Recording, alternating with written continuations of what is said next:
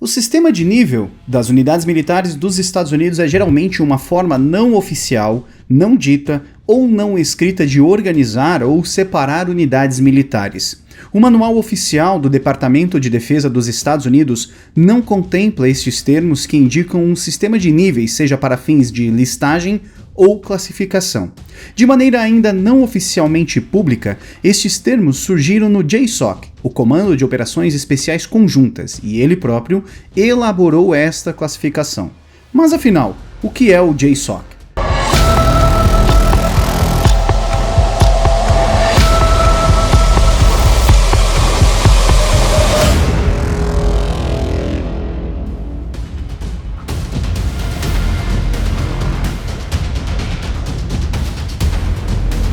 O Joint Special Operations Command, ou JSOC, é uma unidade militar americana de comando pertencente ao Comando de Operações Especiais dos Estados Unidos e é encarregada de estudar requerimentos e técnicas de operações especiais para assegurar a interoperabilidade e padronização de equipamento, planejamento e conduta em operações especiais. A unidade foi criada em 1980, seguindo uma recomendação do coronel Charles Alvin Beckwith, logo após a falha na Operação Eagle Claw durante a crise do Irã. Sua base localiza-se no estado da Carolina do Norte, e o JSOC também foi responsável pela morte de Osama Bin Laden em 1º de maio de 2011, numa operação autorizada pelo então presidente dos Estados Unidos, Barack Obama, com o apoio da CIA. E para entendermos a classificação por nível, precisamos definir alguns conceitos na doutrina americana de guerra especial. O primeiro, o que são forças de operações especiais? As forças de operações especiais são formadas por militares das Forças Armadas que participam de diversas missões. Essas missões são diferentes daquelas atribuídas a unidades convencionais em termos de sua natureza especializada e muitas vezes secreta. Tais missões podem incluir o combate direto, o antiterrorismo, o resgate de reféns, a assistência humanitária ou outras operações. O Comando de Operações Especiais dos Estados Unidos supervisiona as operações desses militares altamente qualificados e tipicamente clandestinos. O SOCOM começou em 1987 com o objetivo de fornecer comando, controle e treinamento para todas as forças de operações especiais dos Estados Unidos. Portanto, o SOCOM tem as seguintes tarefas para que os operadores especiais possam realizar em suas missões. Primeiro, desenvolver doutrina, táticas, técnicas e procedimentos para operações especiais. O segundo, realizar cursos de instrução especializado em operações especiais. Treinar militares e garantir a interoperabilidade de equipamentos e forças. Monitorar a preparação da força para aqueles atribuídos a outros comandos unificados. E, por fim, desenvolver e adquirir equipamentos especializados para operações especiais. O Comando de Operações Especiais dos Estados Unidos está sediado na base da Força Aérea MacDill, na Flórida, embora os membros das Forças de Operações Especiais, também chamados de operadores especiais, possam ser estacionados ou implantados em qualquer lugar do mundo. E o que são operações especiais? Operações especiais são missões realizadas contra alvos estratégicos e táticos por militares especificamente treinados, equipados e organizados para realizá-las, como citados aqui anteriormente. Essas missões podem estar relacionadas a objetivos nacionais, militares, políticos, econômicos ou mesmo psicológicos. No geral, as operações especiais são conduzidas por forças prontas para o combate, para reforço rápido de outros comandos unificados em todo o mundo. O SOCOM é responsável por preparar as forças designadas para realizarem operações especiais, incluindo operações psicológicas e missões de assuntos civis, se necessário. As operações especiais podem ser dirigidas pelo presidente ou pelo secretário de Defesa dos Estados Unidos. Além disso, as operações especiais podem ser conduzidas durante períodos de hostilidades ou mesmo em tempos de paz. Na verdade, estima-se que as forças de operações especiais estiveram envolvidas em mais de 95% dos eventos e incidentes militares desde a Guerra do Vietnã. Bom, entendidos tais conceitos, como a classificação por nível funciona para o JSOC? Segundo o Comando de Operações Especiais Conjuntas, a divisão ocorre da seguinte maneira. Os elementos de nível 3 consistem em unidades grandes e convencionais em sua grande maioria. Por exemplo, a 10ª Divisão de Montanha, a 82ª Divisão Airborne, a 101ª Divisão Airborne, o Batalhão de Reconhecimento do Corpo de Fuzileiros Navais, a Força de Reconhecimento do Corpo de Fuzileiros Navais, o Esquadrão de Operações Ribeirinhas da Marinha Americana, o 142º Esquadrão de Caça da Força Aérea Americana e o 147º Esquadrão de Reconhecimento também da Força Aérea. Em operações de caráter especial, essas unidades seriam consideradas o corpo de uma grande ação conjunta com unidades de nível 1 e nível 2. Em se tratando de contingente ou vagas, é muito mais fácil de ingressar em uma unidade de nível 3, em comparação, claro, com unidades de nível 2 ou nível 1, pois os processos seletivos dos Marines, por exemplo, não são tão duros se comparados aos Rangers ou SEALs de nível 2. Isso porque unidades de nível 3 precisam de mais tropas e essas unidades têm propósitos diferentes dos demais níveis.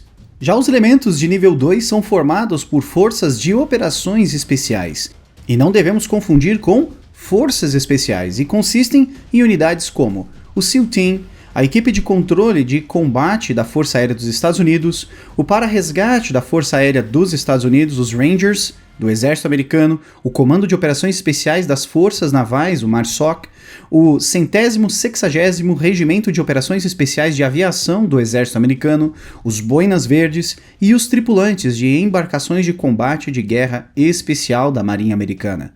Para estas unidades, é importante salientar que apenas militares com 3 anos de serviço podem se inscrever para o processo seletivo delas. Assim, o nível dos candidatos torna-se mais alto e exigente. Por exemplo, nos SEALs, a taxa de desistência ou eliminação é de 80% a 85% durante o processo seletivo.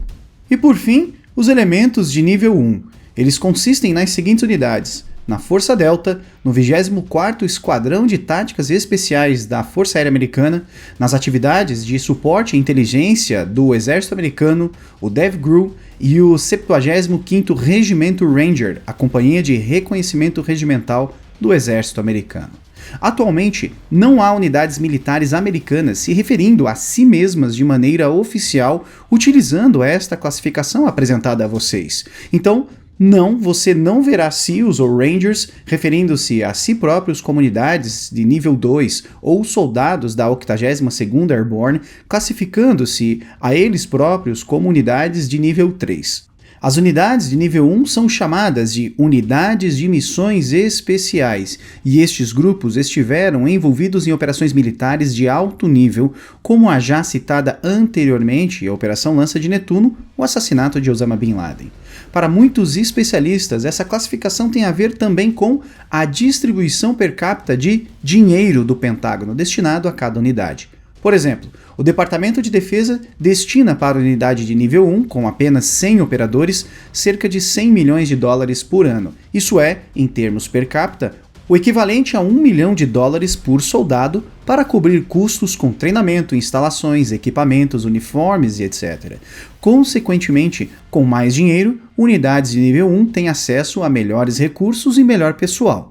Já unidades de nível 3 paraquedistas, por exemplo, com 10 mil soldados, são destinados os mesmos $100 milhões.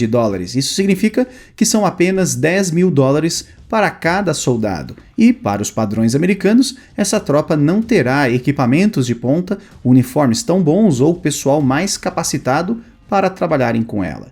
Além da questão financeira, outra diferença é o nível de habilidades que um operador nível 1 tem acesso se comparado aos demais. Isso significa intercâmbios com outras unidades estrangeiras do mesmo nível, e o mesmo vale também para a experiência de combate que esse operador provavelmente terá durante anos de mobilizações e combates reais, muitas delas altamente secretas, tornando-se a ponta de lança de alto nível de âmbito nacional. O conjunto de habilidades que os candidatos atualmente em nível 1 teriam devido ao serviço anterior enquanto unidades de nível 2 seriam habilidades relacionadas à precisão, habilidades com explosivos e conhecimento de táticas de estratégia militar, liderança e etc.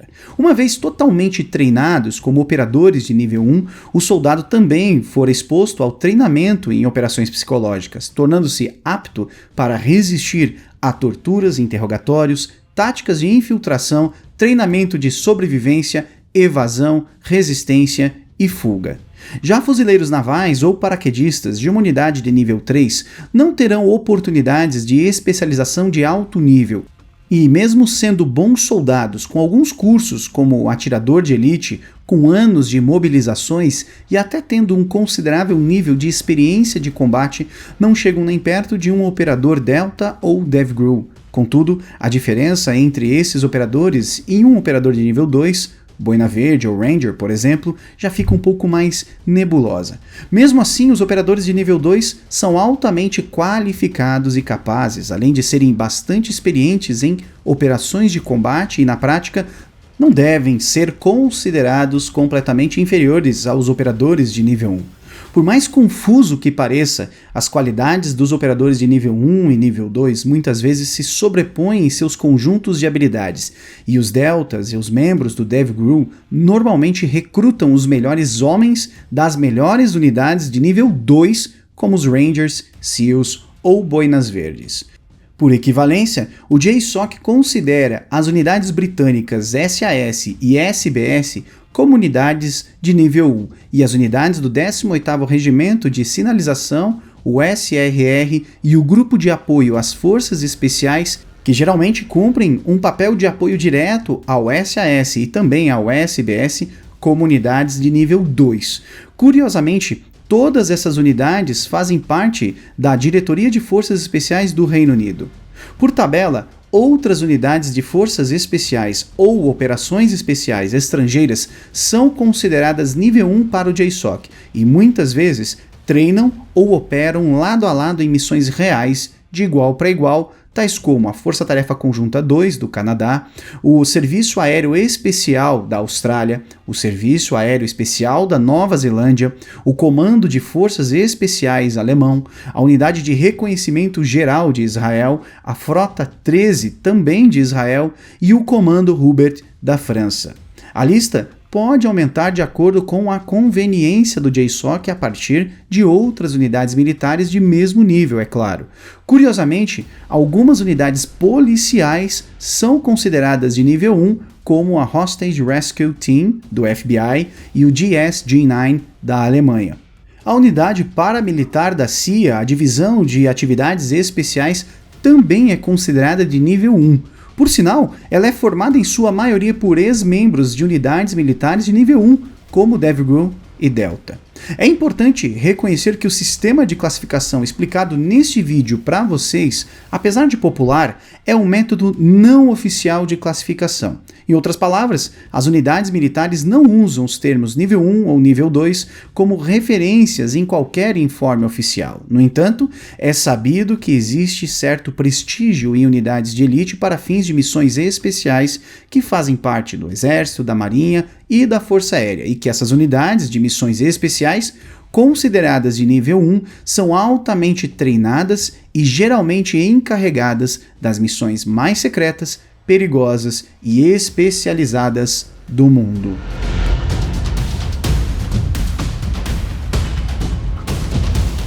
E todo o material que você viu neste vídeo pode ser encontrados também nestes livros que nós deixamos como dica para você, seguidor do Almanac Militar. Fica aqui o nosso muito obrigado por sua audiência, um grande abraço e até a próxima.